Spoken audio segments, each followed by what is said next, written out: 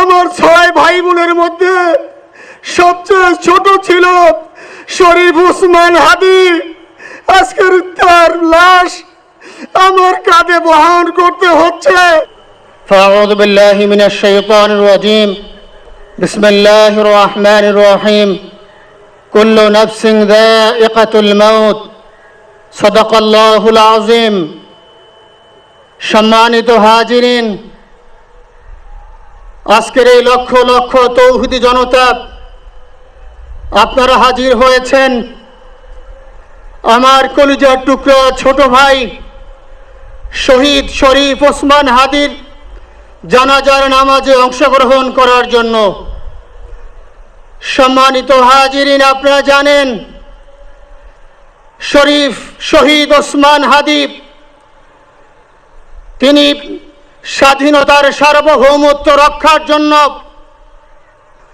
এই বাংলাদেশের 18-20 কোটি মানুষের কাছে একটি মেসেজ দিয়েছিলেন কিভাবে একটি স্বাধীনতার সার্বভৌমত্ব রক্ষা করতে হয়।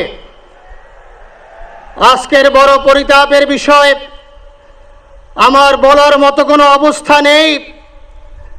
আপনারা জানেন যে শরীফ ওসমান হাদির একটি বাচ্চা মাত্র 8 মাস বয়স।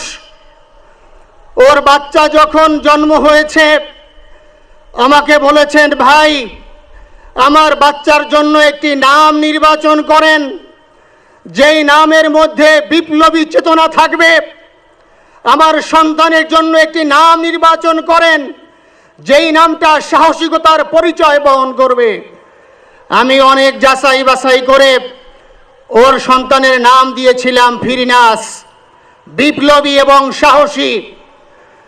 সম্মানিত ভাইয়েরা, আজকের ওর সন্তানের চেহারার দিকে তাকানো যায় না। আজকের আমার মা প্রায় পাগল হয়ে যাচ্ছে, জ্ঞান হারিয়ে ফেলছে। আমার ভাই বোন তারা পাগল হয়ে যাচ্ছে। আমার 6 ভাই বোনের মধ্যে সবচেয়ে ছোট ছিল শরীফ ওসমান হাদি। আজকের তার লাশ আমার কাঁধে বহন করতে হচ্ছে। আজকের আপনাদের কাছে আমার কোনো দাবি নেই, শুধু একটি দাবি। 7 থেকে 8 দিন হয়ে গেল দিবালোকে প্রকাশ্যে রাজধানী ঢাকায় জুমার নামাজের পরে খুনি প্রকাশ্যে গুলি করে যদি পার পেয়ে যায়, এর চেয়ে লজ্জার আমাদের আর কিছু নাই। যদি বর্ডার পাস হয়ে